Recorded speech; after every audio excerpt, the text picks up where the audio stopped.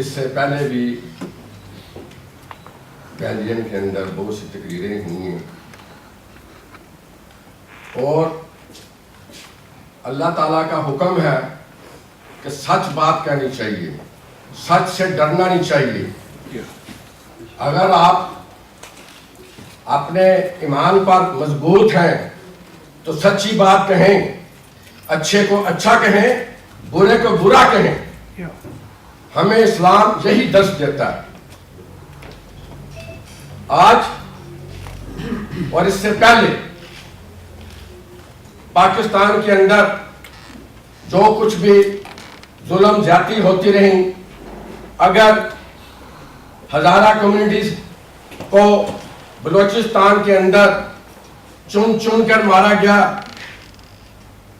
اور ان کے قاتلوں کو نہیں پکڑا گیا، ان کے قاتلوں کو کوئی سزا نہیں ہوئی، اس کے بعد ہنگو کے اندر باقاعدہ پلاننگ کے ساتھ گاڑیوں سے نیچے اتار کے شناختی کارڈ چیک کر کے ان کو چن چن کے مارا گیا، لیکن کسی نے کوئی سنائی نہیں کی، سوائے اس کے افسوس کے ساتھ کہنا پڑتا ہے کہ یہ الفاظ استعمال کر لینے شدید مذمت کی۔ ہم لوگ شدید مذمت کہنے کے حقدار اس لیے ہیں کہ ہمارے ہاتھ میں پاور نہیں، لیکن جن کے ہاتھ میں پاور ہے وہ کس منہ سے کہتے ہیں کہ ہمیں شدید مذمت کی، ہم بول کے نہیں کہتے۔ میں یہ پوچھنا چاہتا ہوں، ہزارہ کے قبیلے کے قاتلوں کو کیوں نہیں ابھی تک پکڑا؟ پشاور کے اندر جو اسکول کے اندر مظلوم بچوں کو شہید کیا گیا کیوں نہیں اب تک پکڑا اور کیوں نہیں پھانسی دی گئی؟ ہماری 26 خفیہ ایجنسیاں، 26۔ ہم کہتے ہیں کہ انڈیا ہمارا دشمن ہے، بالکل انڈیا ہمارا دشمن ہے۔ یہ راہ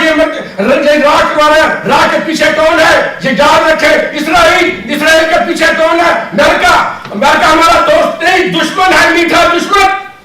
برطانیہ ہمارا دوست نہیں، برطانیہ ہمارا میٹھا دشمن ہے، جس نے ہمارے ملک کے اندر بیوروکریسی کے ساتھ، میں پہلے کہتا ہوں اب پھر کہتا ہوں، پہلے میں نے کہا اگر ہم کسی منافق مولوی کے خلاف بولتے ہیں، اس کا مطلب یہ نہیں کہ اچھے آدموں کے خلاف بولتے ہیں۔ ہم کسی ایسے بیوروکریٹ کے خلاف بولتے ہیں جو پاکستان کی پالیسیاں امریکہ کے کہنے کو بناتا ہے یا برطانیہ کے کہنے کو بناتا ہے، ہم اس کا مطلب نہیں کہ سب کو برا بلا کہتے ہیں۔ اگر ہم چند جرنیل جنہوں نے حکومتیں کی ہیں ان کے خلاف بولتے ہیں، اس کا مطلب نہیں ہم فوج کے خلاف ہیں۔ ہم فوج کے ہمدرد ہیں، فوج کے لیے ہماری جان بھی جاتی ہے، ہم نے حق کچھ کیا پیر کی جنگ کے اندر، ہم فوج کے ساتھ ہیں۔ آج بھی ہم جنگل کے ساتھ ہیں، جو یہ آپریشن کیا جا رہا ہم ان کے ساتھ ہیں۔ میں ایک بات پوچھنا چاہتا ہوں اور کس سے پوچھنا چاہتا ہوں، ابھی میں نے پڑھا کہ دیکھا ہے پرویز مشرف ڈکٹیٹر جنرل یہ کہتا ہے میں شدید مذمت کرتا ہوں۔ پرویز مشرف نے اپنے دور کے اندر 2007 کے اندر 12 مئی کو کراچی کے اندر 45 آدمی مروا دیے، شہید کروا دیے، تو راولپنڈی میں کھڑا ہو کے کہتا دیکھ لی میری پاور۔ وہ کہتا کہ میں نے مجھے شدید مذمت کی۔ یہ پرویز مشرف جس نے اپنی کتاب کے اندر لکھا ہے کہ میں نے 500 آدمی ایک مظلوم عورت آفیہ صدیقی سمیت امریکہ کے حوالے کیے، امریکہ کے کہنے پہ ہماری خفیہ ایجنسیوں نے ان کو پکڑا اور امریکہ کے حوالے کیا۔ اپنے ملک کے بچے مظلوم شہید ہو رہے ہیں، ابھی تک ہماری ایجنسی کیوں سوئی نہیں ہے، کیوں نہیں پکڑتی؟ یہ شرم کا افسوس کا مقام ہے۔ پاکستان واحد دنیا کے ایک ملک ہے جو برٹش بیوروکریسی کے ساتھ جب ہمارا ملک چل رہا ہے۔ آپ لوگوں کو اس چیز کا علم تک نہیں ہے، ہونا چاہیے۔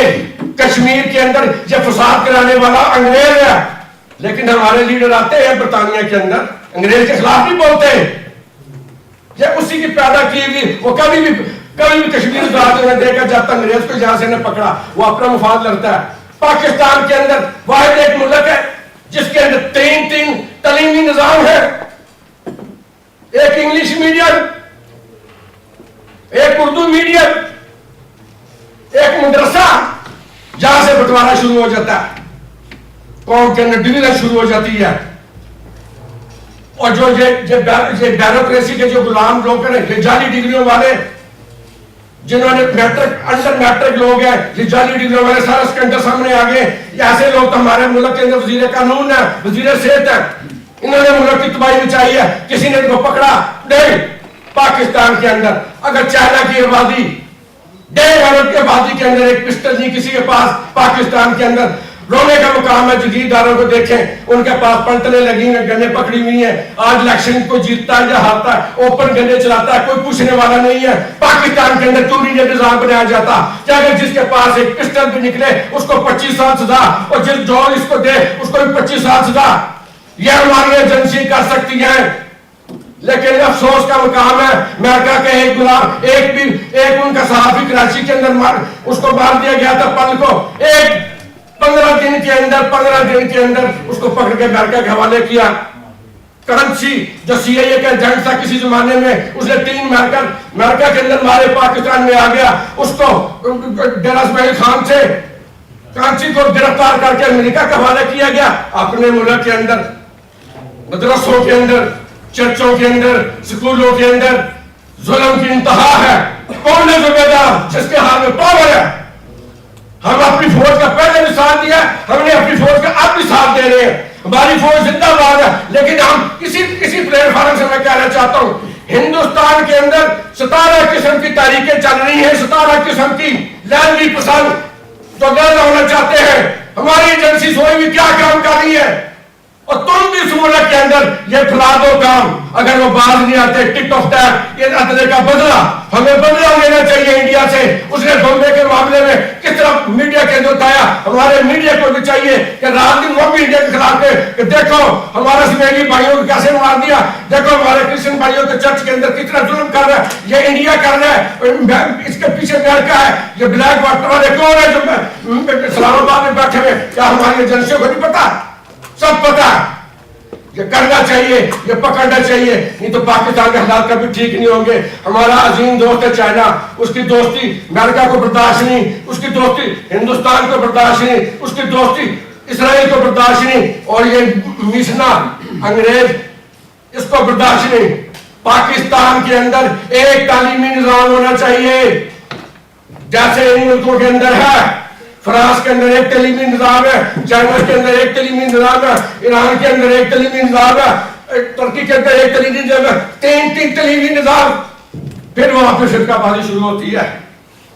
ایک مدرسے میں جاتا ہے وہ کہتا ہے دوسرا کافر ہے، دوسرا مدرسے میں جاتا ہے وہ کہتا ہے دوسرا کافر ہے. وہ غریب لوگوں کے بچے فری پڑھتے مدرسے میں، وہاں پہ ان کو برین واش کیا جاتا ہے.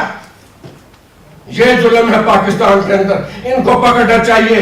ہماری ایجنسیوں کو چاہیے کہ یہ جڑ سے کھیڑے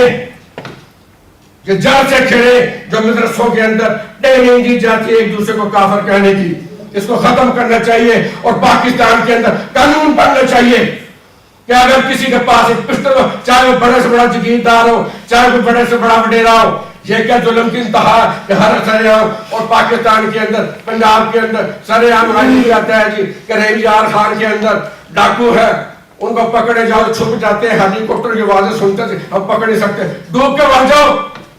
ڈاکو پاکستان کے اندر ہماری رینجر سے مقابلہ کرے، شرم کا مقام ہے. ارے مارو اوپر سے نیپال بم، اس کو ختم کر دو، ان کو پکڑ نہیں سکتے ہو. یہی کچھ ہوتا رہے گا. ہمارے مظلوم بچے جیسے عراق کے اندر ڈیلی دھماکے، لیبیا کے اندر ڈیلی دھماکے، سیریا کے اندر ڈیلی دھماکے، پاکستان میں مظلوم لوگوں کے ساتھ اتنا ظلم. پکڑنے والا کوئی نہیں. ذمہ دار ہم مذمت کرتے ہیں، ہمیں ہمارا پورا حق ہے، لیکن جن کے ہاتھ میں پاور ہے ان کو مذمت کرنے کا کوئی حق نہیں.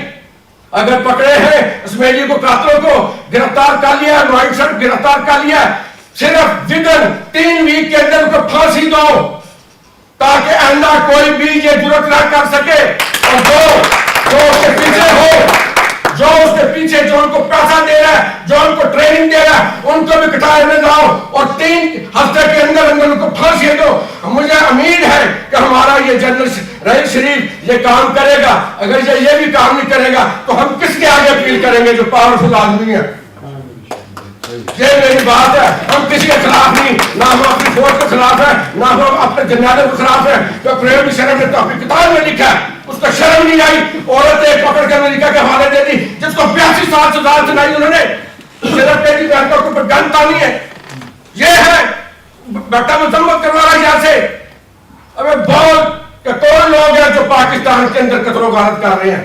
یہ فتوی بازی پاکستان کے اندر بیان کرنی چاہیے, اسمبلیوں کے اندر اس پہ بیان لگنا چاہیے. ایک دوسرے کو کافر کہنا, ایک دوسرے کو برا بھلا کہنا, یہ اچھی بات نہیں ہے. یہی وجہ ہے کہ روز ہمارے کل ہو سکتا ہے ہمارے ابھی جائے پتہ چلے کہ فلانی جگہ پھر دھماکہ ہو گیا.